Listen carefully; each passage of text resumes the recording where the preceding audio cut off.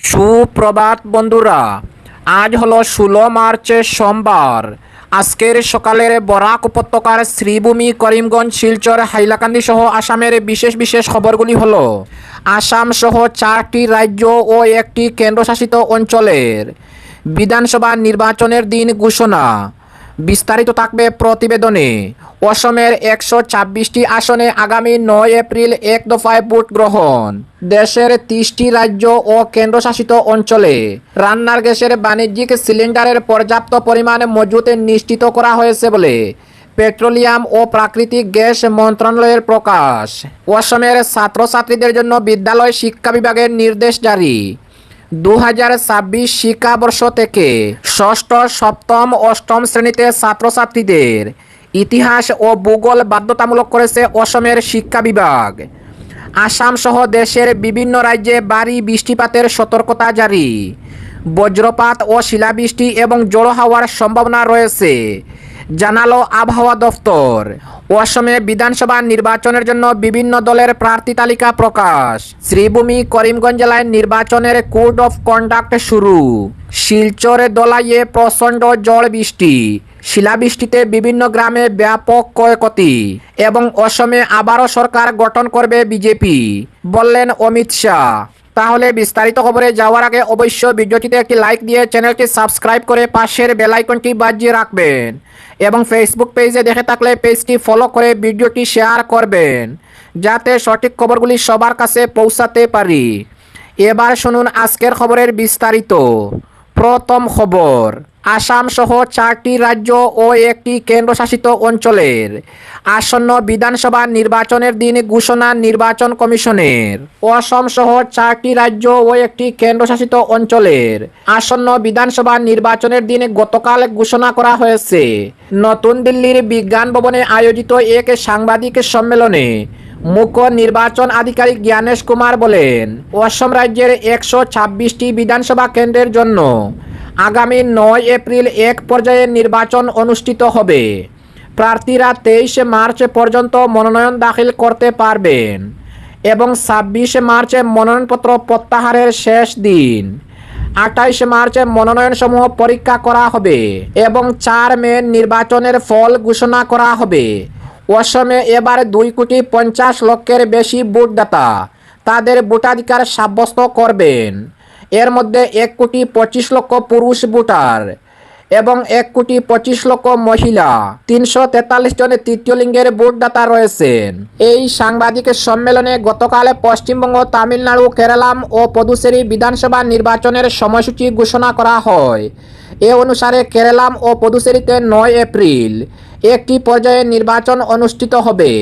তামিলনাড়ুতে 23 এপ্রিল একটি পর্যায়ে নির্বাচন অনুষ্ঠিত হবে। 2টি পর্যায়ে অনুষ্ঠিত হবে পশ্চিমবঙ্গের বিধানসভা নির্বাচন এবং প্রথম পর্যায়ে 23 এপ্রিল এবং দ্বিতীয় পর্যায়ে 29 এপ্রিল নির্বাচন অনুষ্ঠিত হবে পশ্চিমবঙ্গে। মুখ্য নির্বাচন আধিকারিক সাংবাদিক সম্মেলনে শুদ্ধ ভোটার তালিকা গণতন্ত্রের ভিত বলে উল্লেখ করে বলেন, এ উদ্দেশ্যকে সামনে রেখেই নির্বাচন কমিশন ভোটার তালিকার বিশেষ পুঙ্খানুপুঙ্খ পুনঃপরীক্ষণ প্রক্রিয়া চালিয়েছিল। প্রতিটি ভোট গ্রহণ কেন্দ্রে পানীয় জল, শৌচাগার ইত্যাদির মতো ন্যূনতম ব্যবস্থাসমূহ নিশ্চিত করার জন্য নির্দেশ দেওয়া হয়েছে বলে জানান তিনি। সেই সঙ্গে তিনি বলেন যে নির্বাচন কমিশন সম্প্রতি নির্বাচন প্রক্রিয়ার অধিক স্বচ্ছ করে তোলার জন্য 30টি নতুন পদক্ষেপ গ্রহণ করেছে। প্রতিটি ভোট গ্রহণ কেন্দ্রে 1,200 জন ভোটদাতা ভোটদান করতে পারবেন বলে জানান তিনি। অপরদিকে দেশের 30টি রাজ্য ও কেন্দ্রশাসিত অঞ্চলে রান্নার গ্যাসের বাণিজ্যিক সিলিন্ডারের পর্যাপ্ত পরিমাণে মজুত নিশ্চিত করা হয়েছে, জানালো পেট্রোলিয়াম ও প্রাকৃতিক গ্যাস মন্ত্রণালয়। সরকার রান্নার গ্যাসের বাণিজ্যিক সিলিন্ডারগুলির বিতরণে অগ্রাধিকার দিচ্ছে। দেশের 30টি রাজ্য ও কেন্দ্রশাসিত অঞ্চলের গ্রাহকদের জন্য পর্যাপ্ত পরিমাণ রান্নার গ্যাসের বাণিজ্যিক সিলিন্ডারে মজুত নিশ্চিত করা হয়েছে। দেশের 30টি রাজ্য ও কেন্দ্রশাসিত অঞ্চলের গ্রাহকদের জন্য পর্যাপ্ত পরিমাণে রান্নার গ্যাসের বাণিজ্যিক সিলিন্ডারের মজুত নিশ্চিত করা হয়েছে বলে পেট্রোলিয়াম এবং প্রাকৃতিক গ্যাস মন্ত্রণালয় জানিয়েছে। দেশে রান্নার গ্যাসের বিতরণ ব্যাহত হওয়ার কোনো আশঙ্কা নেই বলে জানানো হয়েছে। মন্ত্রণালয়ে দেশে পেট্রোল ও ডিজেল যথেষ্ট পরিমাণে মজুত রয়েছে বলে দেশবাসীকে আশ্বস্ত করেছে। মন্ত্রণালয় আরও জানিয়েছে, গত শুক্রবার দেশে 88 লক্ষ রান্নার গ্যাসের সিলিন্ডার বুকিং হওয়ার পরিবর্তে গতকাল 77 লক্ষ রান্নার গ্যাস সিলিন্ডার বুকিং করা হয়েছে। অপরদিকে অসমের ছাত্রছাত্রীদের জন্য বিদ্যালয় শিক্ষা বিভাগের নির্দেশ জারি। 2026 শিক্ষাবর্ষ থেকে ষষ্ঠ, সপ্তম, অষ্টম শ্রেণীতে ছাত্রছাত্রীদের ইতিহাস ও ভূগোল বাধ্যতামূলক করেছে শিক্ষা বিভাগ। 2026 সালের শিক্ষাবর্ষ থেকে ষষ্ঠ শ্রেণী, সপ্তম, অষ্টম শ্রেণীতে আসামের ইতিহাস ও ভূগোল বিষয় দুটি ছাত্রছাত্রীদের বাধ্যতামূলক। আসামের ইতিহাস ও ভূগোল বিষয় দুটি ছাত্রছাত্রীদের বাধ্যতামূলক বিষয় হিসাবে অধ্যয়ন করতে হবে। রাজ্য সরকারের বিদ্যালয় শিক্ষা বিভাগের সচিব শাহ নওয়াজ চৌধুরী এ সম্পর্কে জারি করা নির্দেশ অনুযায়ী ইতিহাস ও ভূগোল বিষয় দুটি নিয়মিত পাঠ্যক্রমের অন্তর্ভুক্ত হবে এবং ষষ্ঠ, সপ্তম, অষ্টম শ্রেণীতে এই বিষয় দুটি ছাত্রছাত্রীদের বাধ্যতামূলক পাঠদান করাতে হবে।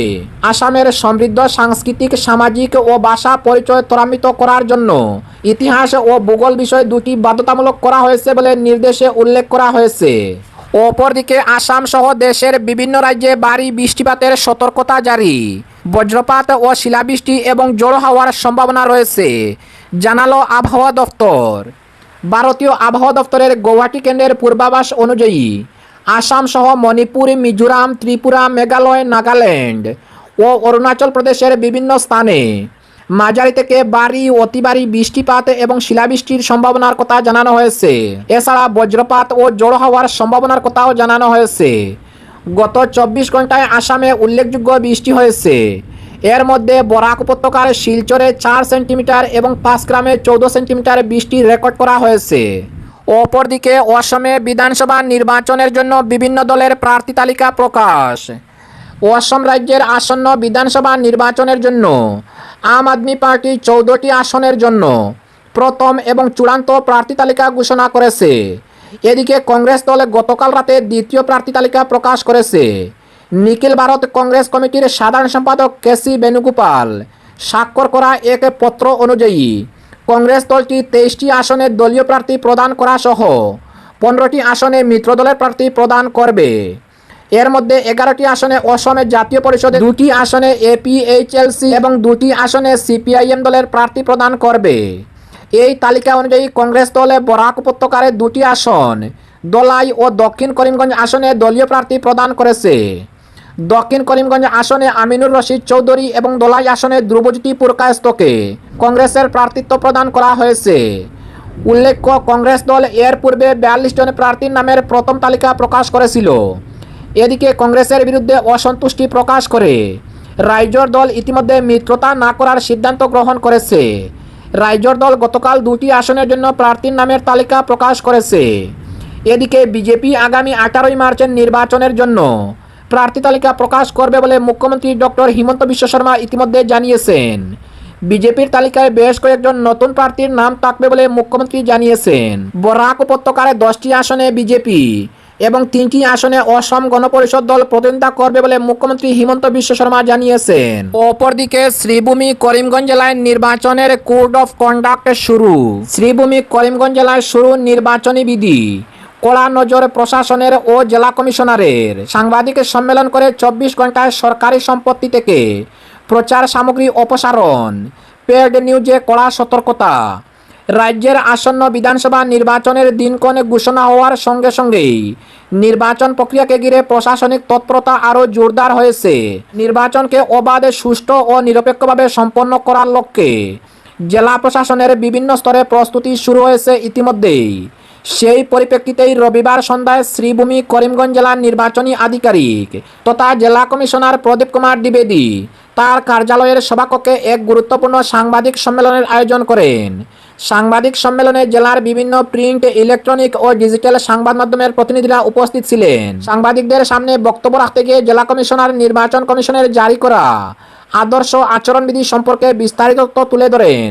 পাশাপাশি আসন্ন বিধানসভা নির্বাচনকে সামনে রেখে জেলা প্রশাসনের নেওয়া বিভিন্ন প্রস্তুতি, প্রশাসনিক পদক্ষেপ এবং আইন শৃঙ্খলা সংক্রান্ত পরিকল্পনার বিষয়েও তিনি সাংবাদিকদের অবহিত করেন। শ্রীভূমির জেলা কমিশনার জানান, জনসাধারণের ব্যবহারযোগ্য সম্পত্তি যেমন রাস্তা, বিদ্যুতের খুঁটি, রেল স্টেশন, বাস স্ট্যান্ড, সেতু, সরকারি যানবাহন এবং অন্যান্য পাবলিক অবকাঠামোতে লাগানো বাণিজ্যিক প্রচার সামগ্রী আগামী 48 ঘন্টার মধ্যে সরিয়ে ফেলতে হবে। অন্যদিকে ব্যক্তিগত সম্পত্তিতে লাগানো রাজনৈতিক পোস্টার, ব্যানার বা অন্যান্য প্রচার সামগ্রীও নির্বাচন কমিশনের নির্ধারিত বিধি অনুযায়ী 72 ঘন্টার মধ্যে অপসারণ করার নির্দেশ দেওয়া হয়েছে। সাংবাদিক সম্মেলনে জেলা কমিশনার আরও স্পষ্টভাবে জানান, নির্বাচন ঘোষণার পর কোনো রাজনৈতিক দল বা প্রার্থী সরকারি গাড়ি কিংবা সরকারি সম্পদ রাজনৈতিক প্রচারের কাজে ব্যবহার করতে পারবে না। নির্বাচন কমিশনের এই নির্দেশ অমান্য করা হলে তা আদর্শ আচরণবিধি লঙ্ঘন হিসাবে গণ্য করা হবে এবং সংশ্লিষ্টদের বিরুদ্ধে আইন অনুযায়ী ব্যবস্থা গ্রহণ করা হবে। অপরদিকে শিলচরের দলাইয়ে প্রচণ্ড ঝড় বৃষ্টি, শিলাবৃষ্টিতে বিভিন্ন গ্রামে ব্যাপক ক্ষয়ক্ষতি।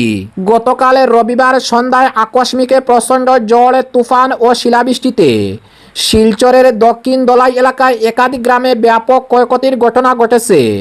সপ্তগ্রাম, ইসলামাবাদ, আরজানপুর, জয়দনপুর, লোকনাথপুর, বনগ্রাম, রাজনগর, জামালপুর সহ আশেপাশের গ্রামগুলোতে বহু বাড়ির টিনের ছাউনি মারাত্মকভাবে ক্ষতিগ্রস্ত হয়েছে।